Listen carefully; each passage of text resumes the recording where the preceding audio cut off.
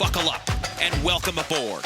You're in the hunt. Let's just get into it. We lost what I think is, one of the greatest Americans that we've seen, particularly in my lifetime, this past week, and that's Colin Powell.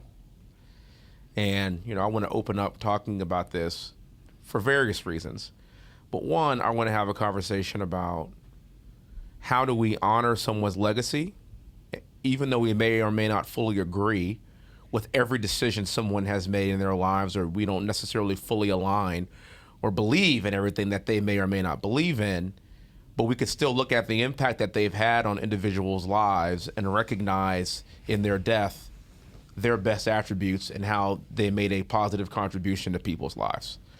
And how do we do that in a respectful way and honor someone for their high points and not degrade or demean someone for things you may not like or disagree with? I could not agree with you more. And I also believe that Colin Powell is one of the rarest of Americans. Mm-hmm. We grew up in a household where if you think about black excellence and what that actually means, we weren't watching Michael Jordan, we were watching Colin Powell. So growing up in the 80s, being 80s babies, growing up in the 80s, let's bring people back here to that Sure. to that time frame. Sure. We grew up in a house to where we learned about Sojourner Truth, and we learned about obviously Martin Luther King Jr., but Marcus Garvey and black leaders growing up, but they're all dead. And when you looked at somebody that was black, that wasn't an athlete, that wasn't a singer, that had 4 stars on his or her shoulder, that was the chairman of the Joint Chiefs of Staff, that was the Secretary of State in a Republican administration in the 80s and in the 90s, and what this person was able to do with his brain and with serving the country and with getting through the Vietnam War in a very contentious time for him to rise up in the ranks basically during segregation, because the man was born in 1937, and to be young black men and our parents looking at us and saying, hey, look, you don't have to be able to, run fast and jump high or sing. You could be successful in this country. Look at Colin Powell. Yes. He was the example. Look at a man for like us. that. He was the living, by the way, He was the living example for us. I'll never forget when his autobiography came out. Yep. And mom and dad bought that. And when you talk about something impactful, part of the reason why I became a White House fellowship was reading in his book about being a White House fellow and what that meant to him. Mm-hmm. That was something that was implanted in me as a elementary schooler, middle schooler. So you talk about the impact that somebody can have on your life. It is fascinating. And I would even go further and say Colin Powell is extremely unique in the level of respect that he commands globally. Yeah. Right? This is an individual, and it's not only respect globally, but respect within this country as well. First of all, whenever anybody dies, and you brought up this a little bit in the very beginning, the time that somebody dies is not a time to go to their lowest points and to kick them while they're down, or to kick their supporters down. I think that's so tacky. We do that way too much in their culture. Regardless if you like somebody or didn't like them, the time that they die is not to say, wow, that person was really terrible in X, Y, and Z way. Right. The thing that I find interesting about somebody like Colin Powell, you want to talk about that very important word, respect. This is a man that supported Obama as a Republican and was very deep into our invasion of Iraq. And he was somehow forgiven on the right and the left for these things and was held in esteem and respect until the day he died. I kind of want to get into that a little bit. Yeah. Okay. So this is the post that I made on my campaign social media. Sure. I said, it's hard to put into words the impact General Colin Powell had on my life. As a young man, to see a black American reach the highest ranks of military service was an inspiration to me. General Powell's legacy will live in forever in the history of our great nation and the hearts of patriots, and the hearts of patriots, and in me, Wesley Hunt, once a young man who was inspired by this legendary figure and is now a grown man who mourns the loss of an American hero. God bless General Colin Powell. Thank you for your service to our nation. May he rest in peace. Very well said. Okay. And so notice there was nothing political about that statement. No. This had nothing to do with if he supported Obama or if he supported No. Hillary Clinton or anything. No.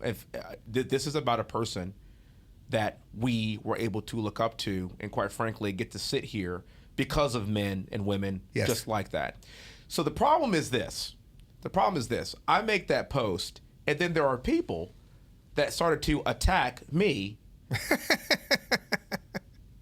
because, well, he's not a real Republican. He's really this and that, and he supported the Iraq War and he did this. But like they start going off on these tangents. Say, well, he wasn't even a Republican. He wasn't even a conservative. They start going off, and if you listen to what I just read, you miss the point on what it was like to be a young black person in the 80s and in the 90s, and to watch a successful black man with stars on his shoulders And conservative ideals. with conservative ideals in a Republican Party in the 80s and 90s, and what that did as an example for people like us. Wesley, this is what you've heard me say a million times about Barack Obama. About seeing a black man in the highest office and what that has meant for a generation of black men to follow on, regardless of what you think about his politics and policy. Brendan? This idea that representation matters, period. Brendan, I'll take it one step further. It's the idea that actually your race doesn't matter.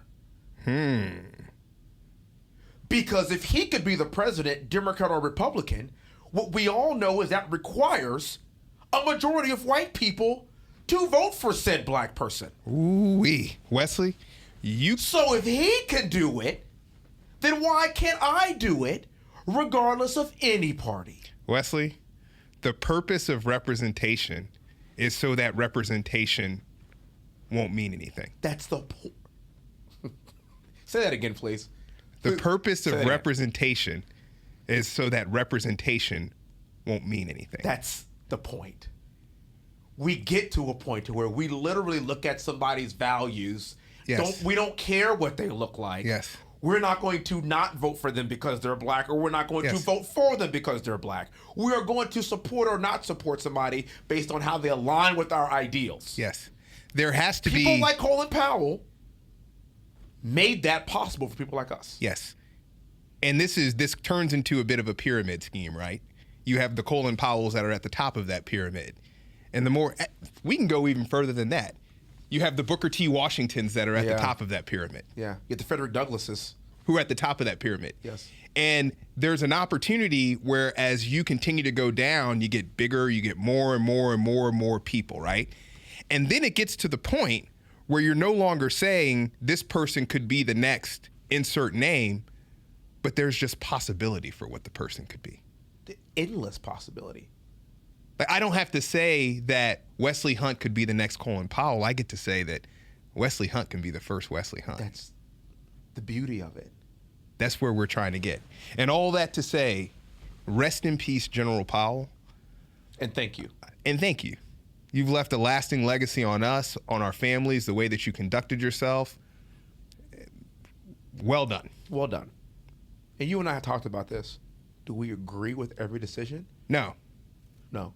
Do we agree with maybe some of the leanings he had later? No.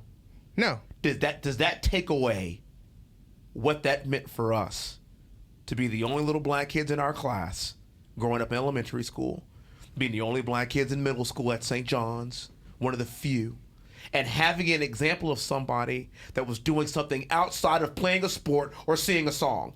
Wesley, in my room... Think about it, Rendon. In my room at Mom and Dad's house, I still have... we did the little cutout pictures. Yes. Where you then write I about know somebody. exactly what you're talking about. Right? And I still have in my room, I did one on Colin Powell. Yep. And this was when I was probably in the 3rd or 4th grade. And the thing that was beautiful about that is not only did I do one on Colin Powell, I felt that I was educating everybody else on somebody who I was very, very proud of. Exactly. Right? And in many ways, when you look at sitting down and doing this and what you're doing right now and the ability to project yourself and to tell America a different story and lend different perspectives, the reason why we are inspired to do things like that is because of people like Colin Powell. That's the whole point of the argument. So thank you, General Powell. And that was the point of the post. Thank you, General Powell.